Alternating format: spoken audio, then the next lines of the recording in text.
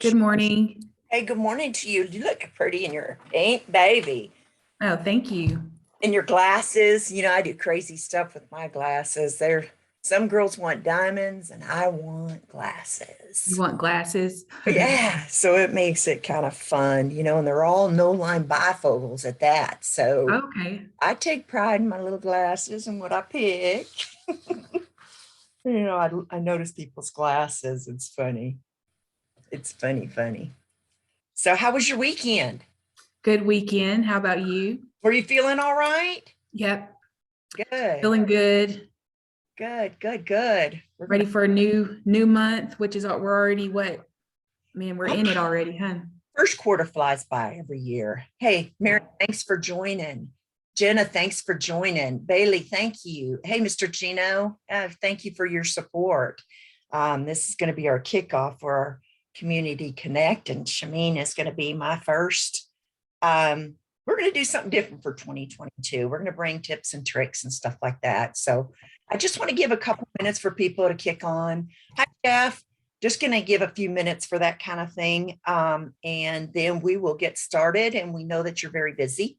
So we'll get started. And I just want to tell you all thank you for your support, for sure. I'm going to go ahead and leave my information in the chat. Awesome. Okay. So that's, available if anyone needs it. Yes, definitely keep those connections in our community, because who's the community? We're the community. So that's so important, I see a few people on for sure. I see it, Shimene. Okay, good. So you're in Odessa, right? In Odessa, because I know Southwest is in. I see it on A Street. I see how many locations y'all got now. Yes, I think we have, let's see, 1, 2, 3 locations in Odessa, and we have 2 locations in Midland now. We just opened a new location in Midland, and then we have 2 locations in Lubbock. Lubbock, yeah, that's right. That's right. So when we go to Lubbock, Shimene can help us as well. But anyway, we'll talk about that. You know what? Let's just start. Let's just kick in. My goal is 20 for today. We want it kind of impersonable, just so you can jump in and do what you want to do. Okay. Joining Community Connect will be offered 2 times per month. And what I'm going to do is just kind of on various subject matter of buying a home, to maintenance your home, to home decorating tips. It's nice to do this over the phone, the convenience of your own home, instead of running out, and running and making ourselves all stressed. It's kind of the new norm for 2022, as we all know, the past 2 years. This is pretty much a new norm for us. Like I said, can I get a thumbs up there? Let me see you in the chat. Let's interact. Throw me a heart, throw me something, show the love, because this is what's happening. If somebody is missing the Zoom today, we'll be placing it on YouTube. I can't do it EXP or Southwest Bank because I don't have that approval, but I can sure do it on Yvonne Rosas EXP YouTube. So be sure and I'll, hey, thanks, Bailey. And I'll be sure and let you know about it and kind of throw it out there as well. Of course, my name is Yvonne Rosas. I'm a licensed realtor in the state of Texas. That means all boundary lines. I'm brokered by EXP, which is an international company. I'm going to put my contact information down below so you have an opportunity to chat with me. I'm in business of having conversations about real estate. That's what it is when you see Vaughn. I want to talk about real estate experiences, different things, right? I can help buying and selling land, small commercial, all over the world. This is the reason why it's called Community Connect, because I even have people outside of the area that are watching today. At the end of this Community Connect Zoom call, we'll have a 10-minute for question and answer. We are totally there for you. Please, please, please utilize this time. We're good at what we do, but we want to make sure that we cover your questions you may have. Real people. We want from you a helping hand of suggestions of what you would want for your personal life or a particular lifestyle. So let us help you out. Without further ado, I'm going to turn it over and introduce my friend and colleague in the banking industry for 15 years. Shimene, it's you, baby.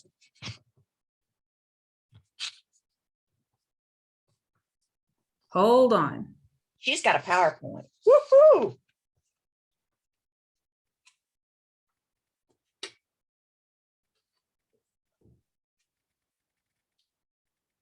Okay. I love the activity in the chat too, Shimene. That's pretty cool. Okay, so here you go. Hi, I'm Shimene Willard. I am a mortgage loan officer. Been a mortgage loan officer for going on about 15 years now.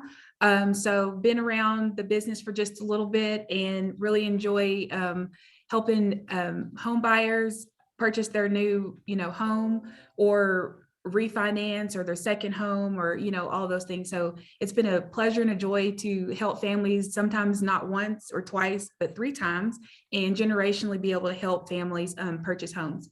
So I kind of want to talk about 2 things today. One of the things I'm going to talk about is 5 myths in mortgage, and some of the myths in mortgage that people think you need before you purchase a home.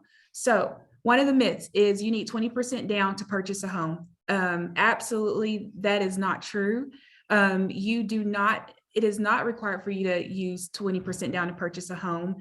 You can get into a home for a minimum investment sometimes of 3 to 3.5%, depending on the loan program that you're doing. So for example, if you're buying a $200,000 home, your down payment on that home would be $7,000. The misconception is that you need 20% down, which is like $40,000, which seems a little unaffordable and hard to obtain sometimes. So just remember, you do not need 20% down to purchase a home. You can get into a home for less than that. Another myth, mortgage myth that we have is that you need perfect credit to purchase a home. That also is absolutely not true. Depending on the loan program that you do, there are loan programs that require, obviously, credit is a huge factor in the home buying process in obtaining a mortgage loan. Number one, credit is going to affect your interest rates. It can affect the type of loan program that you do, but you do not have to have excellent credit to purchase a home. If you need a little bit of help on your credit, if your credit is not quite where it needs to be, we can also kind of talk you through what you might need to do to maybe not purchase a home today, but maybe in 6 months, maybe in a year. As long as we get on a plan, we can help you get into a home soon. So the other part of, do I need perfect credit to purchase a new home, is will running my credit score when pre-qualifying, pre-approving for a home loan drop my credit score.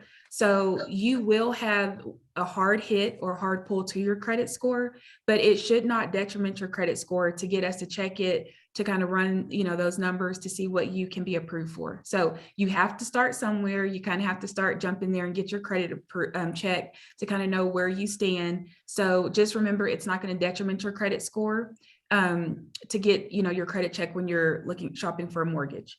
Another thing is, a myth is that I need to find a home first and then I go and get pre-approved. So that is also another mortgage or a myth of home buying in the mortgage process. It's actually better for you to get pre-approved first. That way that you're fully aware of what you can qualify for. So I would hate for you to go and find this home that you fell in love with and that you saw and that your family has to have, and then you come to find out you don't qualify for it based on like FHA conventional, guidelines that are set forth. So when getting part of the pre-approval process is we're going to make sure that you know what your debt to income ratios are. We're also going to make sure that you know what you can qualify for per month. So it's important for you to first look at getting pre-approved before you go and find a home. So that is another myth, is find a home first, then get pre-approved. Another mortgage myth, that your down payment covers closing costs. And that's also a misconception. So you have what's called down payment, which is the minimum investment that the investor is requiring you to put into your home loan. And then you have closing costs on top of that. So going back to our scenario of a home that's about $200,000, when you get into that home and your down payment is 3.5%, that's going to be $7,000. So $7,000 is going to be the down payment that's required for the home loan. And then you have closing costs on top of that. So the first thing is down payment. And then you have closing costs as well. So sometimes closing costs can range anywhere between $5,500 to $6,500. I mean, it just depends on the home's taxes, appraisals, title company charges, surveys. There's a lot of third-party fees that are involved in your closing costs. So you have your down payment plus closing costs. The last myth that I want to go over today is the lowest interest rate is always the best choice. And that's also not true. So sometimes when you have an interest rate, that low interest rate that you might see advertised on a website or on TV or something that comes in the mail, sometimes that's attached with a lot of fees or discount points and rates, which means that rate it seems low on paper, but it might be costing you a lot on the back end. So sometimes the lowest interest rate is not always the best interest rate that you can choose. You might want to, as we're working through the pre-approval process, compare rates. Like compare, okay, if I get a low interest rate because I saw it online of 0%, that rate doesn't exist, just so you guys know. But just so you know, I saw this. What does that mean? How much does that cost me? Versus, a rate of 3% or whatever it is according to the market at that time. So sometimes the lowest interest rate, the misconception is that having a low interest rate is going to always be the best choice for you. And again, there are factors that go into determining your interest rate. Credit score is a huge factor in determining that. The type of loan program that you're doing, the terms of the loan. If you're doing a 30-year loan, a 20-year or 15-year, those are all factors that go into determining your interest rate. So that is not always true. I want to kind of slide into my next thing because a lot of people have questions, and I do see some questions in the comments. So we'll get to those in just a little bit. Thank you for those questions. If I don't have the answer to your question or have time to get to your question, I can always, you can call me or email me with those questions, and we can make sure that we get those answered for you. But the other part that I want to talk about is, what is the home buying process? A lot of people, if you've never purchased a home, if home ownership has not been something on your radar, it's really scary and overwhelming, and you don't know what to expect in the home buying process. So just to let you know, the home buying process is going to start with the pre-approval process. So, so much emphasis is on the home loan process because it's really the catalyst that gets you going into the home buying, process of purchasing a home. So during the process, we're going to get you pre-approved. After the pre-approval process, kind of we talked about in one of our myths, is that you're going to get connected with your agent, and your agent is going to help you find a home. So we've already talked about certain things in the pre-approval process so that when you go to purchase a home and you're looking for a home and you're shopping, you kind of have that buying power, you know what to qualify for, you know what you can afford, you know what parameters, like you don't want to be shopping for a $300,000 home when you really only qualify for a $200,000 home. Then after you find a home, that's when I kind of jump back in and we start the process of getting you to the finish line. So during that process, there's going to be a lot of correspondence back and forth. There's a lot, you have option periods doing purchasing a home, you're doing repairs, you're getting, pest inspection, home inspection, all these things done simultaneously while we are making sure all of our documents that we collected during the pre-approval process are up to date. We're also going through the process of ordering appraisals for you, ordering title work for you. You're going to shop for homeowners insurance during this time. We're also going to just make sure that your employers, you're still employed, that the employment that you started out with during the home process is still the process, that all of your assets, while you purchased a home, you still have intact. So you want to make sure, we're just double checking that, that you didn't open any new lines of credit, you didn't go purchase a car that we didn't know about. We might have questions for you, kind of all during this processing game. The next step during the loan process is getting to underwriting. So the underwriters are going to come behind us, double check, cross I's or dot I's, cross T's, make sure that we met all the qualifications for a loan program, and they're going to issue conditions. Once we have those conditions issued, then we will be working on clearing all of those conditions to get you, again, just ready for closing. So during that time, sometimes if you're not aware of the process, you're frustrated about maybe, why are you asking about that large deposit in your bank's, my bank statement? What do you mean you need another updated pay stub? We're just, we've double checked and checked your overtime. If we could use that, your commissions, your self-employed. So during this process, the underwriter might have questions just to clarify. So that's why we're coming back to you for conditions. After all conditions are met, the appraisal's in, the value's in, your interest rates locked in, all those details that were going on and, very, very fast and furious during that time, we are getting ready for closing. When you get to the closing table, that's when you are signing all of your final documents for closing. And then you are going to be ready for, the anticipation, getting keys to your home. So that's kind of the home buying process. I just want to go back to talk about just that pre-approval process. And in that time is when we're going to, that's really the most important time. It's most important for you to work with a lender that is going to answer your questions, that's going to help guide you through the process, and that's going to make sure that they've kind of done their double checking on documentation, because that's really key. Making sure you qualify for the right loan program and making sure that you and your family are comfortable with the monthly payment and the terms going forward. So again, that's that analyzing income documents, pay stubs, tax returns, W-2s, 1099s. We're double checking bank statements, looking for large deposits, making sure that there wasn't cash given, if you're getting a gift or not. Those are the times we're going to answer those questions. We're also going to ask if you're married or not, legally married or not, because all of those things really do matter during the home buying process. So let's see, that is majority of what I wanted to talk about today. The other thing I wanted to talk about is in the pre-approval process, which is a little bit different than pre-qualification. And again, I know we're throwing a lot of information at you, so feel free to leave your questions in the chat or email me, call me, with any of those.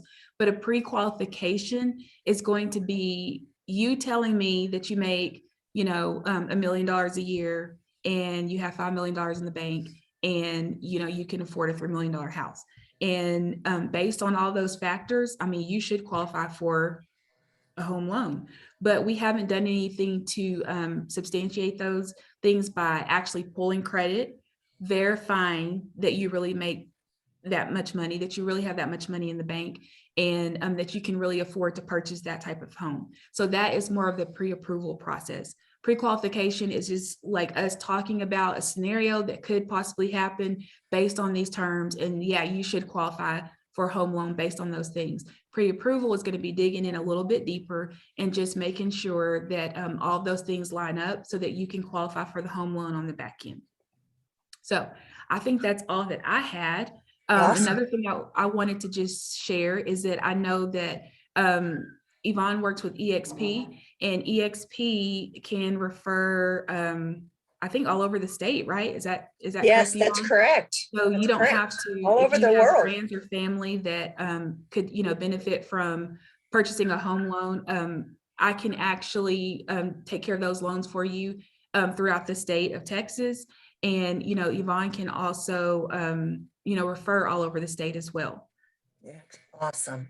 Hey, so you know what, Shimene, awesome job. Thank you. I have a question. Awesome. Go ahead, Mr. Gino. I was wondering, what are the savings long-term on someone, if they can afford the little bit extra payment on making a 15-year mortgage compared to a 30-year mortgage? What advice do you have on that? Okay. Yes. So if you are, you also have to qualify based on your debt to income ratios as well. And I did notice in the question, someone asked, what is debt to income ratio? Your debt to income ratio is going to be all of the items that are on your credit report. So maybe not like your cell phone bill, but all the items report to your credit report. Your auto loans, student loans, house payment, car payments, credit card debt. So those are all of your liabilities or debt. we're going to divide that by your gross income. So depending on what you can qualify for, all of your monthly liabilities divided by your gross income can determine if you can qualify for a 30 versus a 15.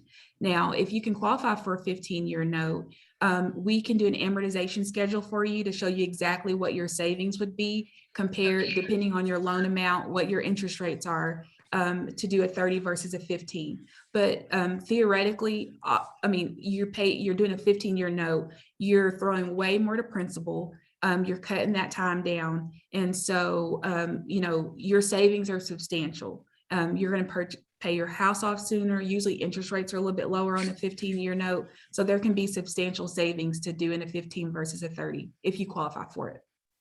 Okay, I have another question if you don't mind. Yes, sir. You mentioned that it's you take the gross income rather than the net to calculate the income to debt ratio. So for individuals that may have like child support or other expenses, that's beneficial to them because it's not, you don't look at the net, you look at the gross. So they would still qualify for some loans. Yes. So if you are owed child support, that's part of that pre-approval, pre-process that we're doing, is if you owe child support will be considered a liability for you. So it is actually a debt. So it can affect your debt to income ratios.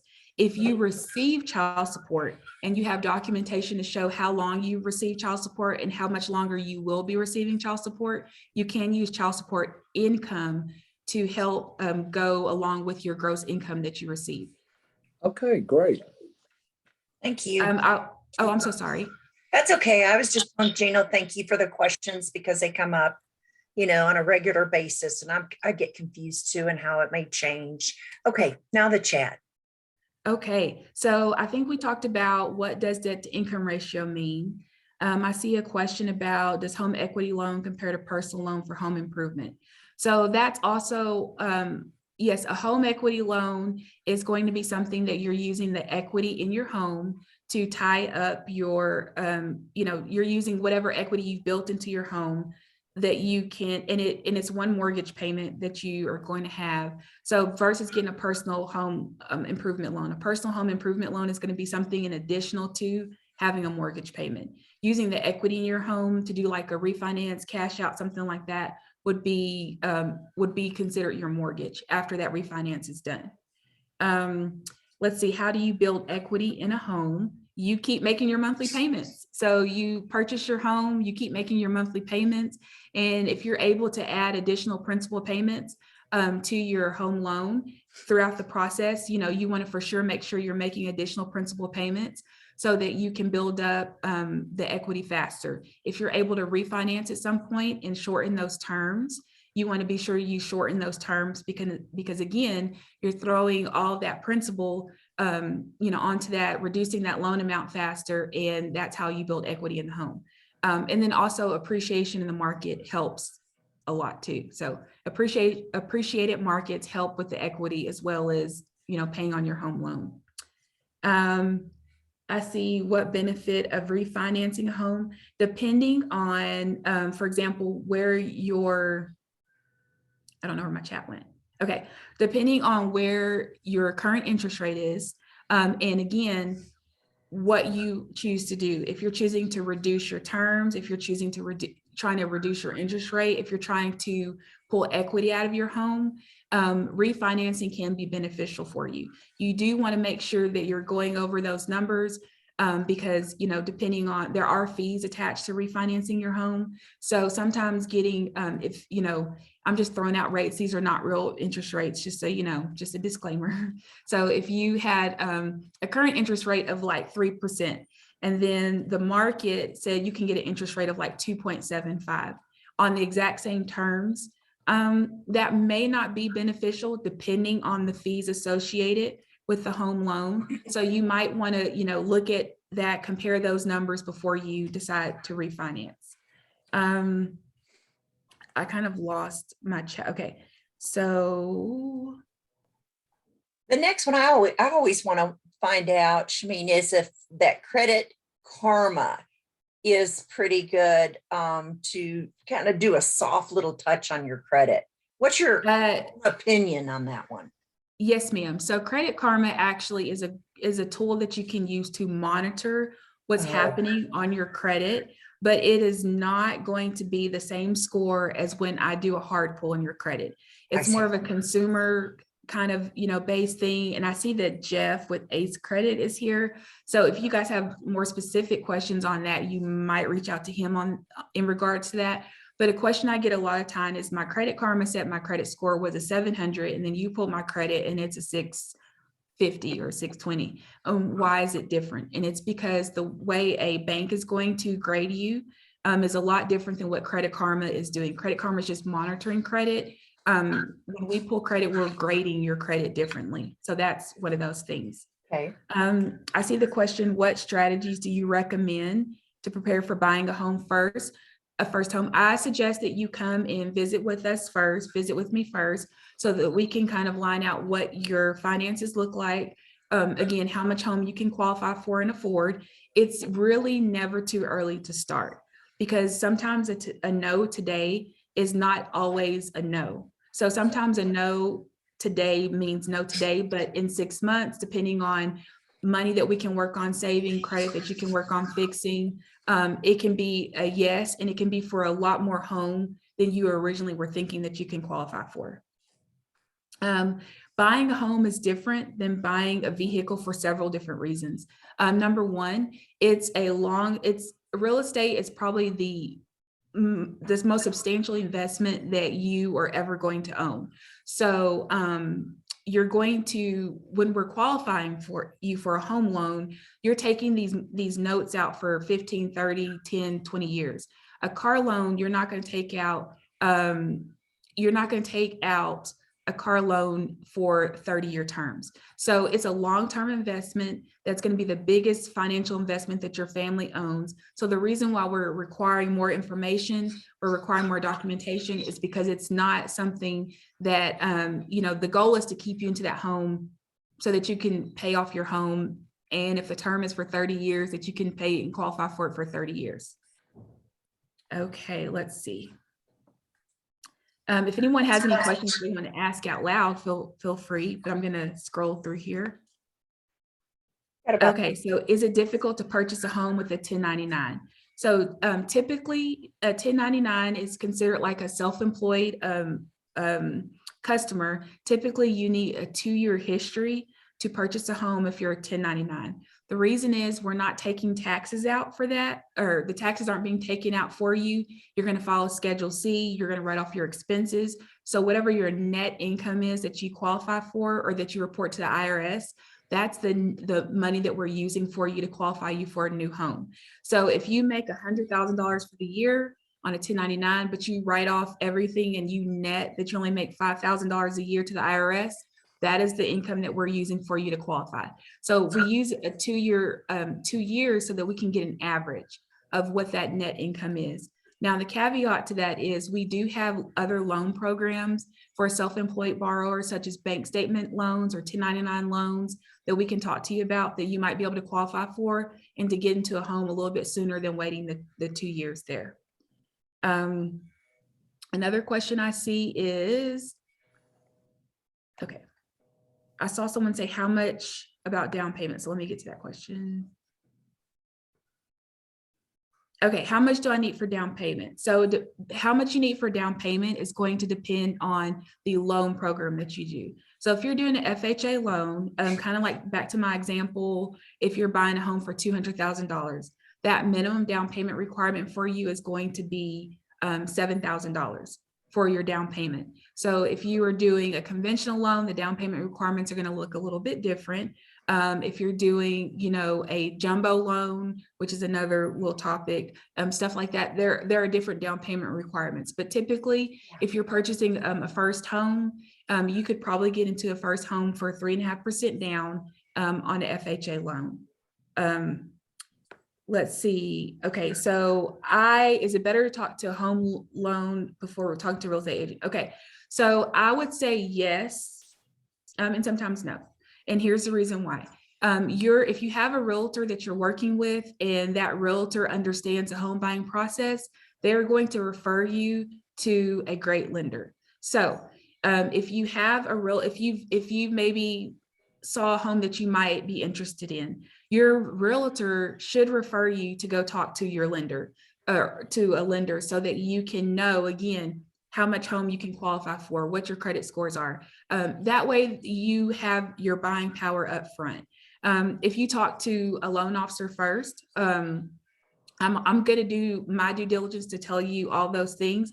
And then I'm going to refer you to, a real estate agent. So if you want to talk to an agent first, if you came and talked to Yvonne first and she said, yeah, we can get you into a home. She's going to ask the first question. Have you been pre-approved and are you working with the lender? So it works pretty much hand in hand simultaneously, that they're going to refer kind of back and forth to make sure that you know exactly how much house you can qualify for when it's time to purchase. And I think I got through almost all the questions, but if I didn't, please let me know. Awesome, Shimene. I think that's great. Thank you, all of you for watching and taking time out of your busy day. This is, of course, it's going to be different videos for Community Connect for the reason why is our lives are ever changing. Information changes, things change. Can I get a thumbs up in the chat or a smiley face for Shimene with Southwest Bank? Come on, y'all, show the love. The future events that we're going to have is February 22nd. We're going to have a home inspection. Why would people want to get a home inspection on their home if they've lived there for 15 years? That is your biggest asset, folks. So of course, you're going to want to spend $375 to $200,000 that you have in your home. Do it. Those things change. You can fix those little things. That's just called home maintenance. March 1st, we're going to have credit score and how to improve it. What makes up that credit score. So Jeff's going to be here for that. And then on March 22nd, Bailey's going to take care of title insurance. We always get asked that as realtors, who's responsible for paying insurance? What is it for? There's only two people I understand that can do a type of title insurance, is an attorney and the title company. So without further ado, I just want to tell you thanks for being here. If you have any suggestions, comments, I'm going to leave it open for the next couple minutes. It will cut off at 40 minutes. I wish you a happy, healthy, and safe home. Thank you. Any questions?